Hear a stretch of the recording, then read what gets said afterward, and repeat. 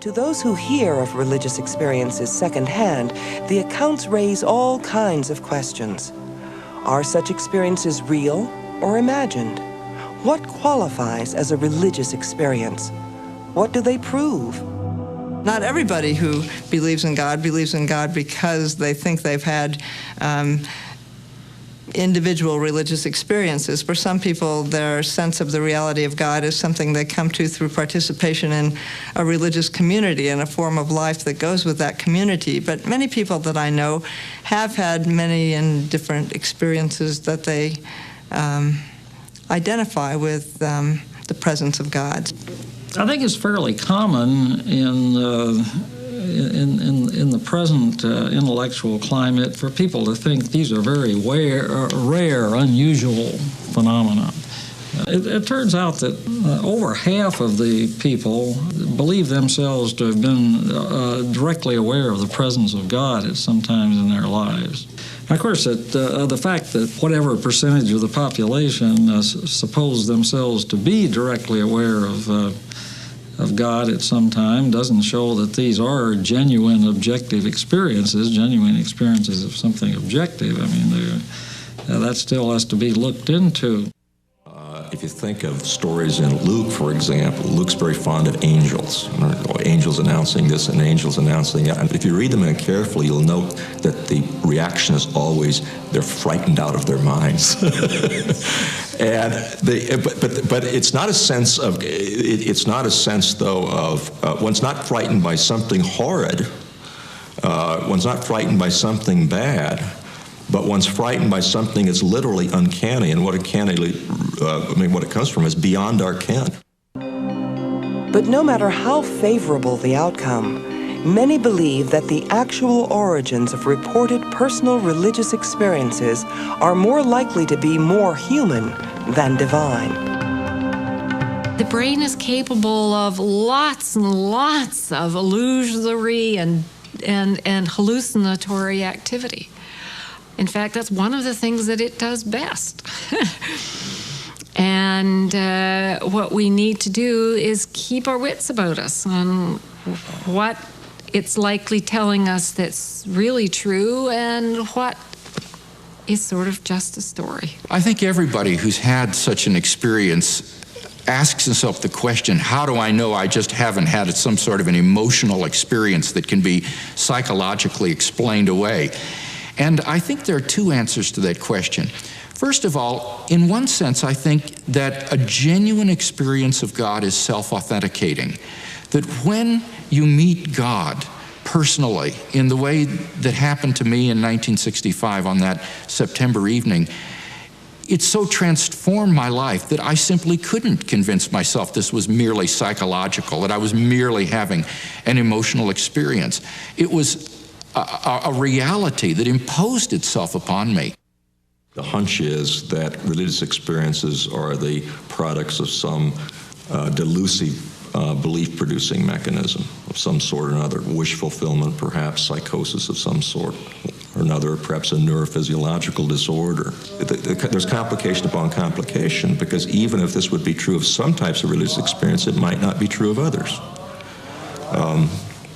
I think it's very healthy to remember that most mystics are very sane, well-balanced, and often quite intelligent and well-educated people. Philosopher Richard Swinburne says that what holds for all experiences, including religious ones, is a basic principle of rationality he calls the principle of credulity.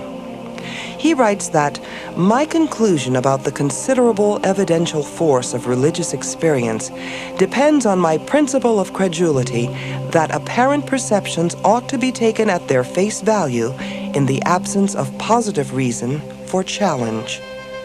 So, if there's no good reason to question the experience, it is rational to believe that it exists. That would hold for religious experiences as well. We do operate with the assumption that,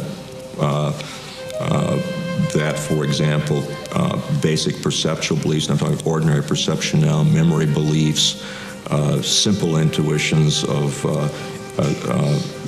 or intuitions about simple necessary truths like 2 + 3 = 5, that these things are, as I say, we accept those reports at face value. But now, if you allow that, Swinburne's point, then religious experiences are presumptively valid. That is, they're innocent until proven guilty. So who has the burden of proof? The person who's trying to discredit the burden of proof is on the person who's trying to discredit the experience. One of the great evidentialist arguments is that you should never believe anything on insufficient evidence. Well, that sounds all right, but you have to say, well, what do you mean by sufficient?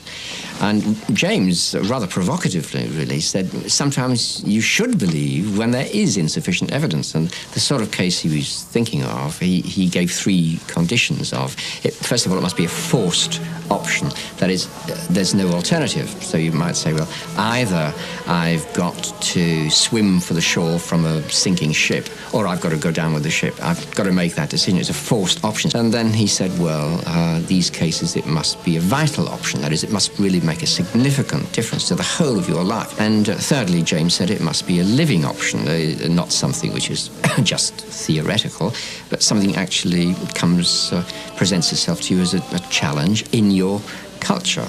And he thinks, well, Christianity, for example, is a living option for you, whereas probably being an ancient Aztec isn't. Now, that's what James had in mind. Religion is really about having a fuller, more vital life. If that's true, then in that situation, you can't wait for the evidence. But I want to hasten to add that I don't think, in fact, we are in such a situation, because I think that God would not abandon us to simply that sort of groundless decision. I think that he has both provided sufficient evidence for his existence in nature and in conscience, as well as, I think, through the ministry of his own Spirit in the heart of every person. God draws persons to himself.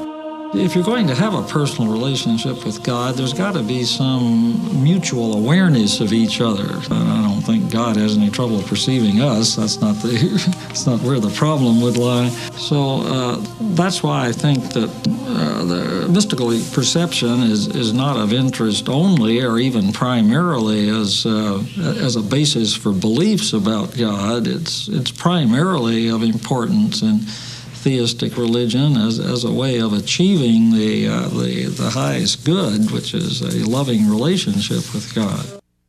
If I have a mystical experience, and the experience is so overwhelming that I know now that there's a God, the cognitive fallout from that is irrelevant. The fact that that experience can be explained by a psychologist in numerous ways is irrelevant to the fact that I now know. Well, I wasn't raised in a Christian family or a church-going family myself. But as I became a teenager, I began to ask what I call the big questions in life. Why am I here? Where am I going? And this catapulted me onto a sort of spiritual search that lasted about 6 months. And basically, at the end of this 6 months, I simply cried out to God to come into my life. And I just cried out to him, and I felt this tremendous infusion of joy filling me. It was almost as though I was a balloon being blown up until it was ready to burst. And I just began to cry. All of the tears of bitterness and anger that had built up inside of me just came flooding out, and this tremendous joy came flooding in. I rushed outside. It was a warm September evening, and I could see the Milky Way stretching from horizon to horizon. I looked up at the stars, and I thought, God, I've come to know God. And that moment was a turning point in my life.